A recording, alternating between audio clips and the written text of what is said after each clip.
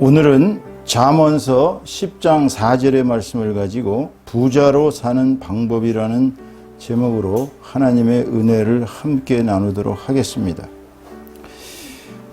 사실 이 부자로 사는 방법이라는 제목으로 설교를 한다는 것은 어떤 면에서 본다면 우리 크리스찬적 정신과는 좀 다른 내용이 아닌가 그런 생각이 들어서 많이 망설였었습니다. 여러분도 혹시 가보신 적이 있는지 모르겠습니다만은 K 기도원에 가면은 K 목사님이 항상 그분이 설교하시는 주된 내용이 어떻게 하면 부자로 사는 것인가 하는 그러한 내용을 강조하시는 걸 많이 들어왔습니다. 사실 크리스찬이 부자로 살아간다는 것에 대해서는 많은 사람들이 일종의 저항감을 가지고 있어요. 사실 본 목사는 크리스찬이 되기 전에 유교의 청빈 사상 속에서 살았다고 해도 과언이 아닙니다. 여러분도 아시다시피 청빈 사상이라는 것은 좀 이렇게 깨끗하게 가난하게 사는 것이 더 덕스럽고 사회적으로나 가정적으로나 개인적으로나 그것이 우리가 추구해야 될 이상이다. 이 동양 사상의 가장 그 큰 특징 중에 하나가 이 또 안빈낙도라 그래가지고 가난한 것을 편안하게 생각하고 도를 즐기는 그러한 사상이 동양 사상엔 많이 있어요. 저도 그렇다 보니까 10대 때부터 이런 유교의 청빈 사상 속에서 그렇게 살았어요. 그런데 또 세상을 살아보면은 그게 그렇지가 않다는 거예요. 고등학교를 졸업하고 혼자서 먹고 살아야 되는 상황이 오니까 이게 물질적 부에 대한 끝없는 추구를 해야 되는 어쩔 수 없는 이 물질과 정신의 이원론적 그 괴리가 계속 생겨지더라고. 자, 내 머릿속에서는 유교의 청빈 사상, 안빈낙도의 사상으로 물들어 있는데 현실은 그렇지 않다는 거예요. 예전에는 우리 아버지가 항상 돈을 잘 벌어서 잘 먹고 잘 살아야 된다고 강조했을 때 굉장히 부담스러웠는데 막상 내가 아버지가 돼서 살아보니까 아버지가 왜 그랬는지를 좀 이해를 하겠더라고요. 그래서 오늘은 이 물질적 부유함이 우리 크리스찬적 그런 가치관과 어떠한 차이가 있고 또 어떻게 우리가 그것을 받아들여야 되는가에 대해서 여러분과 함께 진리를 나누고자 하는 것입니다. 여러분 막스 베버 아시죠? 독일의 유명한 사상가. 이 막스 베버는 프로테스탄티즘의 윤리와 자본주의 정신이라는 책 속에서 왜 개신교가 들어간 지역에 있는 사람들은 경제적으로 부유하게 잘 먹고 잘 살고 있는가에 대해서 연구를 했습니다. 이상하게도 자본주의가 발달한 그 지역에를 가보면은 대부분이 개신교도들, 예전에 이제 영국에서 간 사람들은 청교도라고 했고요. 불란서 사람들은 이제 위그노 교도라고 했습니다. 그 이제 영어로는 이제 우리가 이거를 이제 프로테스탄티즘이라고 얘기를 하는데, 이 막스 웨버는 그 현실에 대해서 뭔가 근거가 있어야 되는데, 이게 과연 말하자면 그 세속적 유물주의로 봐야 되느냐. 세속적 유물주의가 뭐냐면은 세상 사람들이 대부분이 이제 부와 귀와 영화를 추구하면서 살아가기 때문에 어찌 본다면은 자본주의의 가장 그 천박한 그 물질적인 측면에 대한 강조라고 그렇게 생각이 될 수가 있어요. 그렇지만 막스 베버가 계속 연구를 해서 알아낸 사실은 그러한 세속적 유물주의와 자본주의의 발달 사상에 있어서는 큰 차이가 있었다는 거예요. 그게 뭐냐면은 대부분이 자본주의가 발달해서 잘 먹고 잘 사는 지역에 가보면은 초기 청교도들이 가졌던 그러한 금욕주의적 정신이 충만했다는 것입니다.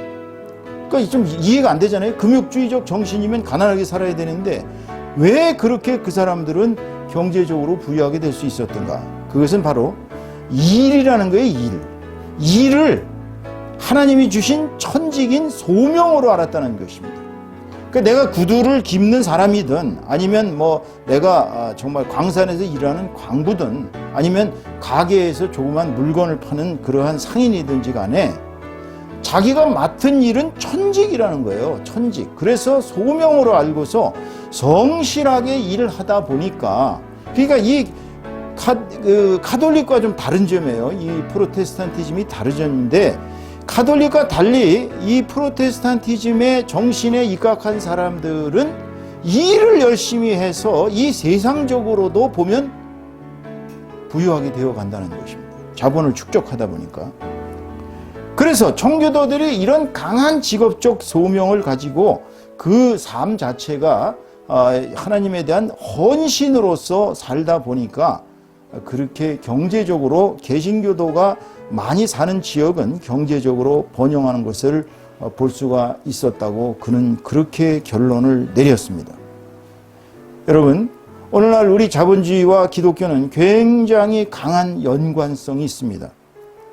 자본주의를 나쁘게 본다면 천민족 자본주의로서 여러분도 알다시피 부자에 대한 아주 강한 거부감이 있어요. 그래서 그 사람들의 부를 뺏어가지고 이렇게 평등하게 살아야 된다라는 잘못된 공산주의적 사상도 많이 출현했습니다마는 근본적으로 청교도들이 이룩한 이 자본주의적 정신은 굉장히 훌륭한 면이 많다는 거예요. 왜냐하면 직업적으로 자신이 열심히 일하고 열심히 돈을 벌어서 12조 생활을 하면서 교회를 키우고 또 주변에 있는 사람들한테 많이 기부함으로써 자신이 가진 것을 나누는 그러한 그 오블리세 노블리제를 실천하는 그러한 것을 봤을 때 아마도 이 자본주의적 정신이 바로 막스 베버가 얘기한 프로테스탄티즘의 윤리와 자본주의 정신이 밀접한 윤리가 있었다는 논리가 있었다는 그런 그의 결론에 우리는 동의할 수밖에 없는 것입니다.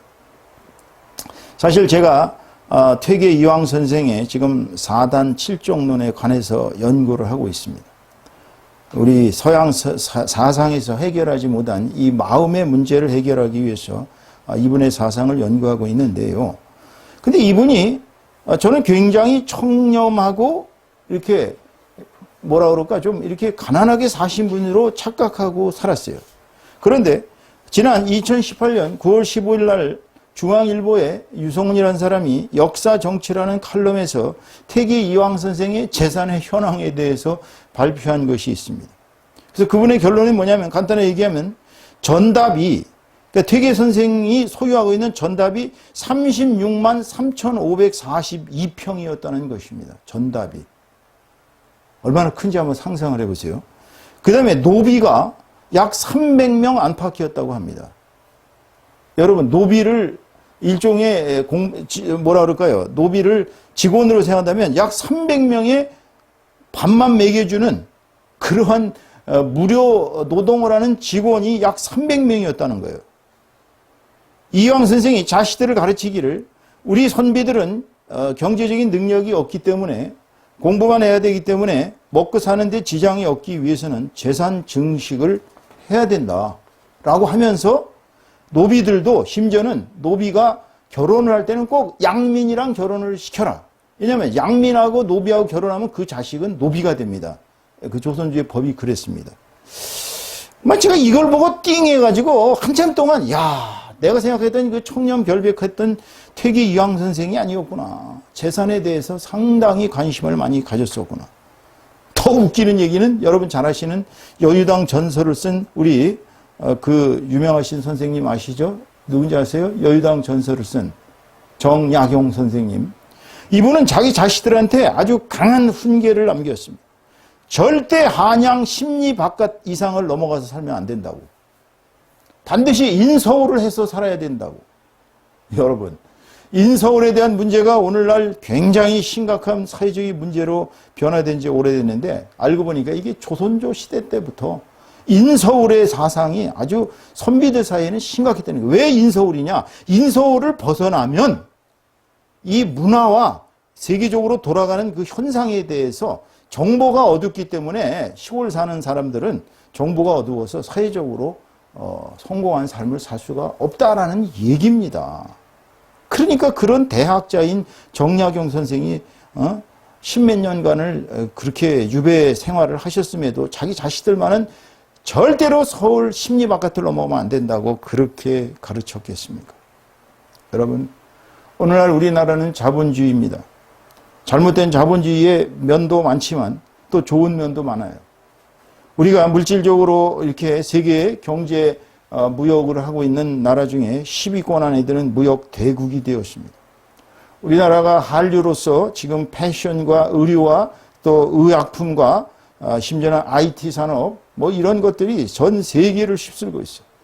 사실 한국 대통령 이름은 몰라도 방탄소년단의 이름은 다 알고 있는 것이 오늘날 세계의 현실입니다. 이게 왜 이렇게 됐을까요? 우리 젊은 세대들은 우리 아버지 세대들 몽당 연필 쓰고 그야말로 강냉이 강냉이 빵 하나 얻어먹기 위해서 측신거리고 그리고 그 당시에 참 도시락을 못 먹어서 굶주렸던 그 시절 그 6.25 바로 직후에 태어난 이 60대들 그 뒤에 50대들 이런 사람들의 삶을 이해하지 못합니다. 사실 오늘날 우리 한국 사회는 뭐 3D 업종은 피하고 중소기업은 취업을 안 하려고 하고 막 이러다 보니까 오직 대기업 또 오직 명문 스카이대, 인서울대 그리고 중앙, 서울 이렇게 몰려가는 이 사회 현실에서도 그래도 우리는 긍정적인 면을 어느 정도로는 찾아야 됩니다. 그래서 오늘 저는 왜 부자로 살아야 되는지에 대한 방법론을 성경적으로 한번 생각해 보려고 해요. 오늘 본문 말씀은 무슨 얘기입니까? 열심히 일하지 않는 자는 곤궁하게 살 수밖에 없다라는 게으른 자에 대한 경고입니다. 자, 잠언서 24장 33절에서 34절까지 말씀을 볼까요?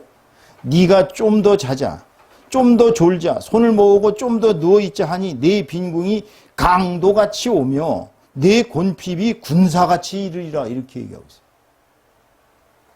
손을 빨리빨리 움직여서 열심히 일하는 사람은 부를 축적을 할 수가 있지만 게을러 터진 사람들은 결국은 가난하고 빈궁하고 비참하게 거지로 인생을 마감한다는 것입니다. 여러분 거지로 인생을 마감하고 싶지는 않으시지 않습니까? 여러분 인생이 거지로 끝내야 되겠어요? 그렇다면 우리는 이 게으른 생활에서 청산해야 될 필요가 있다고 보여집니다. 왜 기독교인들 중에 잘 먹고 잘 사는 사람들이 많으냐? 왜 그 사람들이 부유하고 복되게 사느냐? 여러분 가만히 생각을 해보세요. 기독교인들 치고 게을러 터진 사람이 별로 없어요. 이 게을러 터진 사람들 보면 참된 신앙인들이 아니기 때문에 게으른 거예요. 기독교를 믿는 사람들은 새벽 기도부터 열심히 합니다. 새벽에 일어나서 교회에 가서 1시간 기도하고 말씀 듣고 그리고 하루를 시작해요. 어느 교회는 여러분 아시는 저기 강동에 있는 M교회는 아시다시피 거기는 새벽 기도로 부흥했습니다.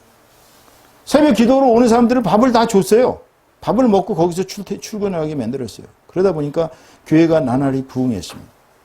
교회가 부흥한 것은 그 교인들이 많이 잘 됐기 때문에 그래요.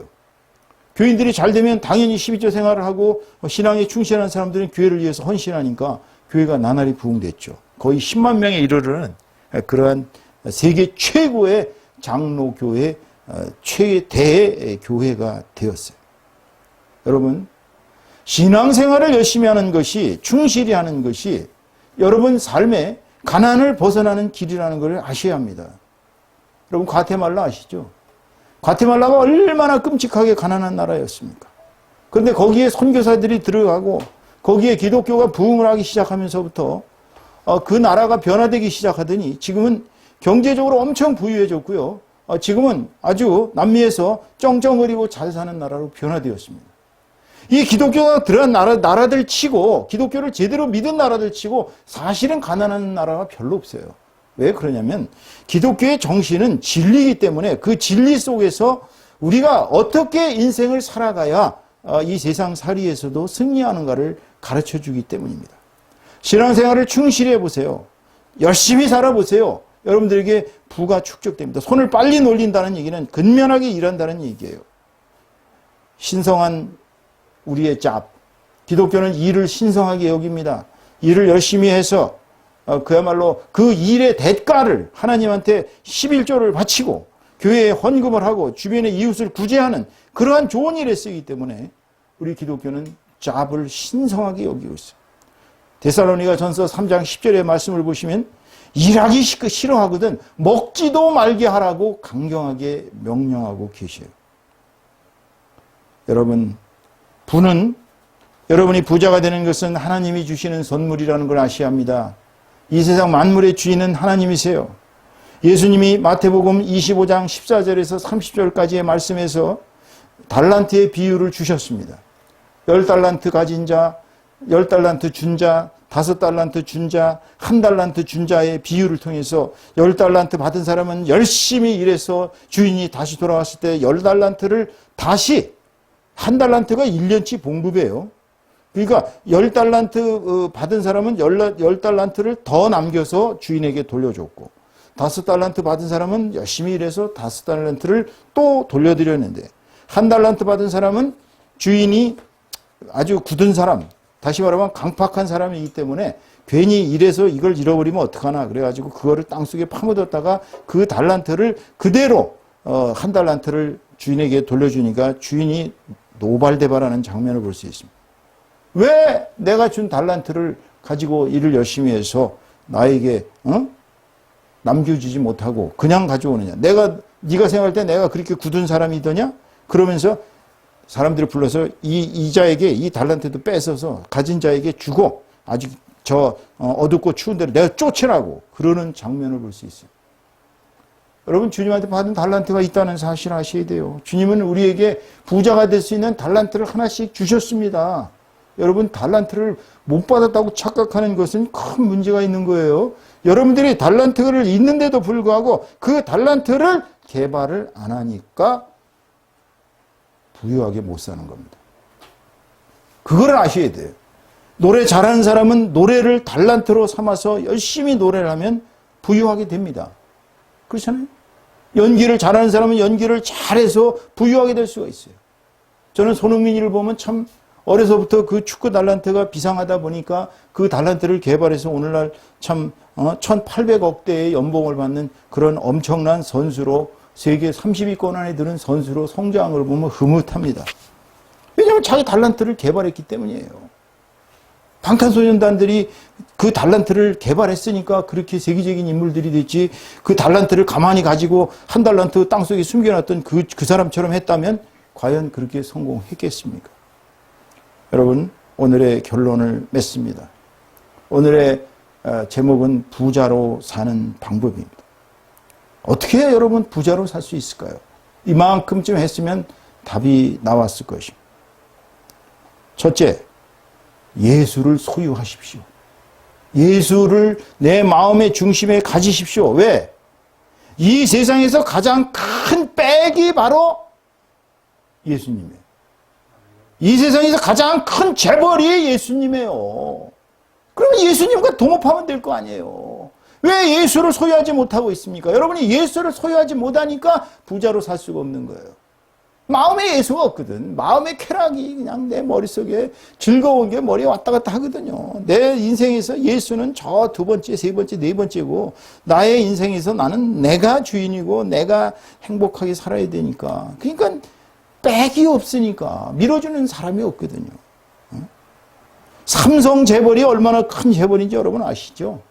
삼성에서는 1분에 하나씩 금덩어리를 생산해내는 게 반도체예요. 이게 반도체 하나가 손톱만한데 손톱만한 금을 하나씩 생산해내는 것입니다. 그거를 수십만 개, 수백만 개, 수천만 개를 생산해서 그냥 돈이 그냥 팍팍팍팍팍. 근데 그것보다 더한 분이 어디 있어요? 하늘나라에 계시는 우리 하나님 아버지예요. 그분이 예수께서 우리에게 와 계시면 우리가 부자로 안 살 수가 없는 것입니다, 여러분. 아멘? 두 번째로, 예수를 소유했으면 이제 신앙생활부터 충실히 하셔야 돼요. 부자가 되려면. 신앙생활에 충실한 사람은 아침에 새벽에 일찍 일어나서 새벽 기도하고 매일매일 하루에 신약, 구약 한 장씩이라도 말씀을 읽습니다. 하나님 말씀대로 사업을 해보세요. 안 될 리가 없어요. 하나님 말씀대로 사업을 하면 성공합니다. 여러분, 제가 잠언서를 읽어보고 놀라 자빠진 사실은 경영은 전략이라는 거예요. 그러면서 경영은 회의를 해서 머리를 써서 모아가지고 성공한다고 잠언서에서 가르칩니다.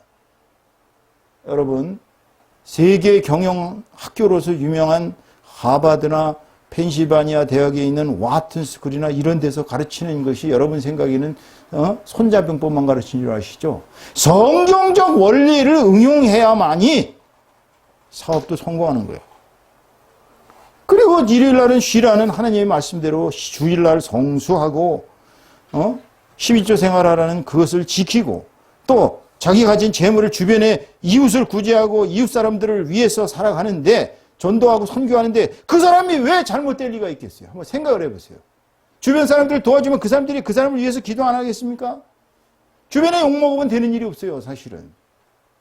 신앙생활을 충실히 해서 그게 부자로 사는 방법입니다. 세 번째, 몸에 아프지 않을 정도로 내가 병나지 않을 정도로 일하고 또 일해야 되는 것입니다, 여러분. 일 안 하면서 부자로 살겠다는 건 도둑놈 심보예요. 일도 안 하는데 하나님이 그냥 하늘에서 뭐 재물을 툭 떨어줍니까? 어느 사람 말 맞잖아. 그냥 감나무 밑에 가서 감 떨어지기 기다리는.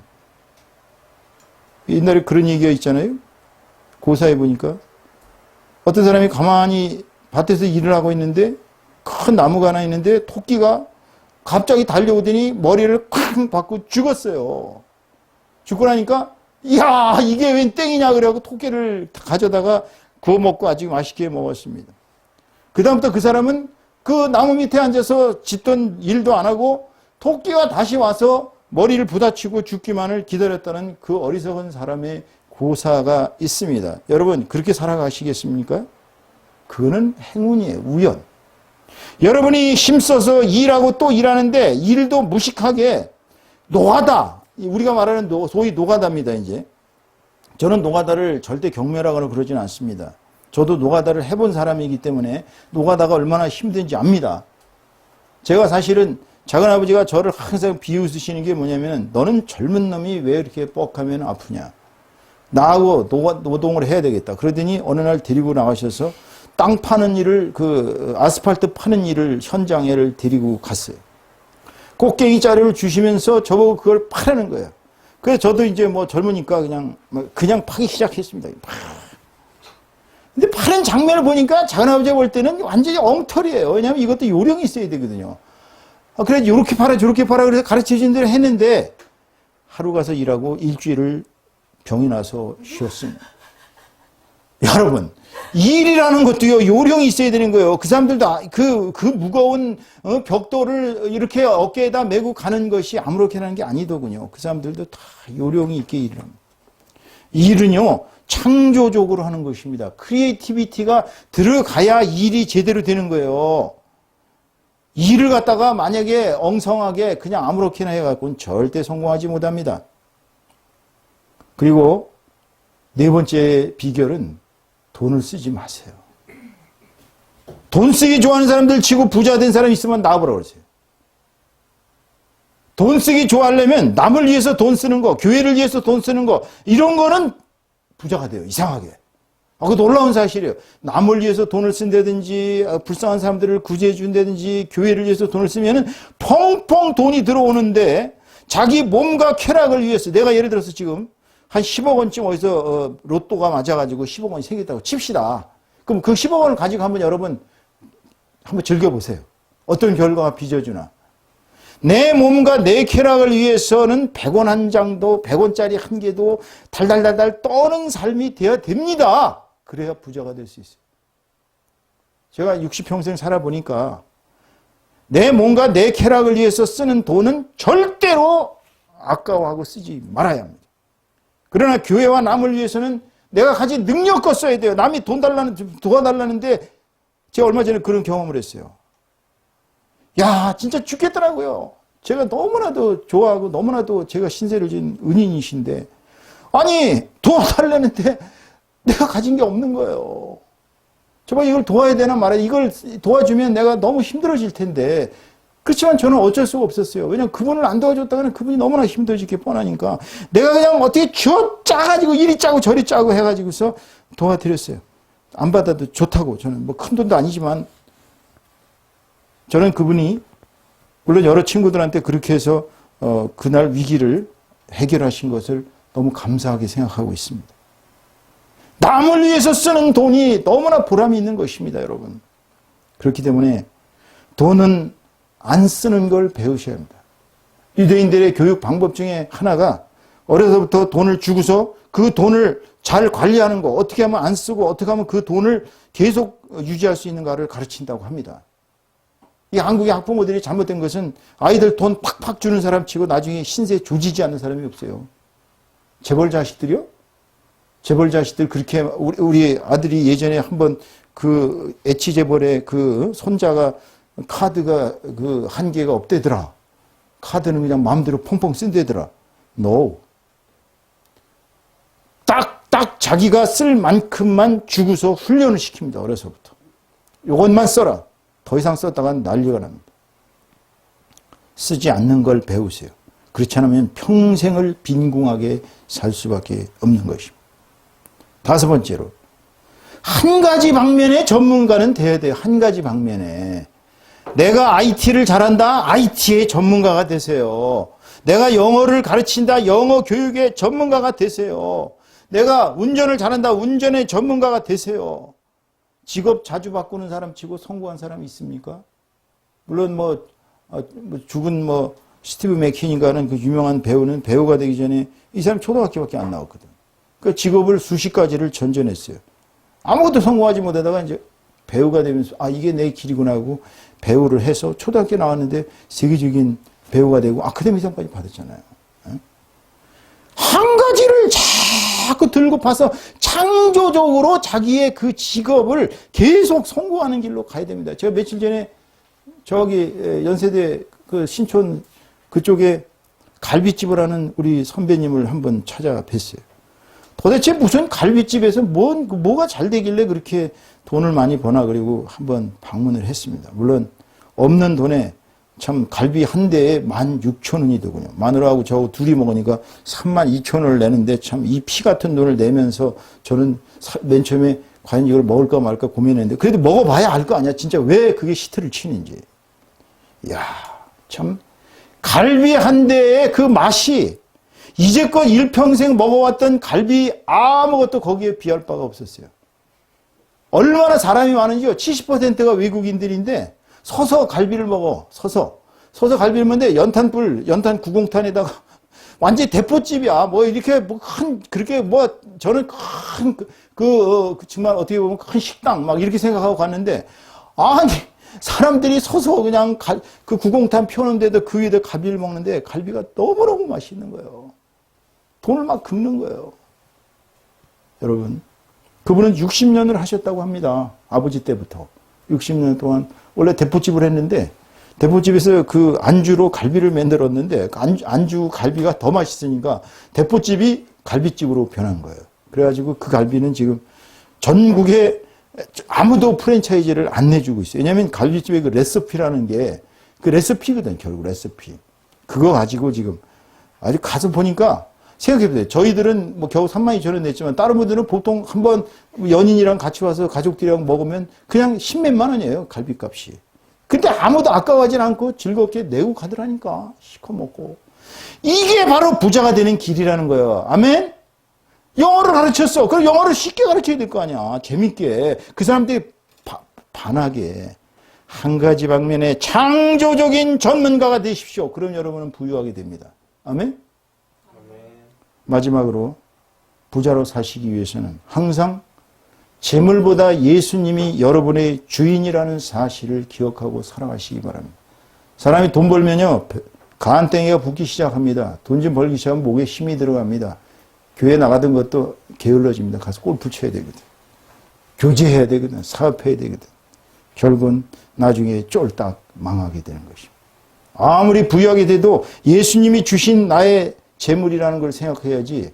천지 만물의 주인은 예수님이신데 엉뚱당땅하게도 자기가 주인이 돼가지고 그 재물을 즐기면서 살다 보면 축복이 아니라 저주가 된다는 사실을 깨닫고 오늘 이 6가지의 말씀을 명심하시고 예수님을 소유하시고 신앙생활을 충실하게 하시고 힘써 일하고 또 일하시고 돈 쓰지 않는 길로 가시고 그 다음에 한 가지 방면에서 아주 최고의 창조적인 전문가가 되시고 항상 예수님보다 재물을 더 중시하는 그런 어리석은 삶을 살지 말고 모든 재물은 다 하나님이 주신 것이니까 하나님께로 돌려야 된다는 생각을 갖고 그야말로 겸손하게 살아가는 그리하여 정말 이 세상 살면서 부유한 사람으로서 주변에 덕을 끼치는 노블리스 오블리제를 실천하는 저와 여러분 다 되시기를 주님의 이름으로 축원합니다.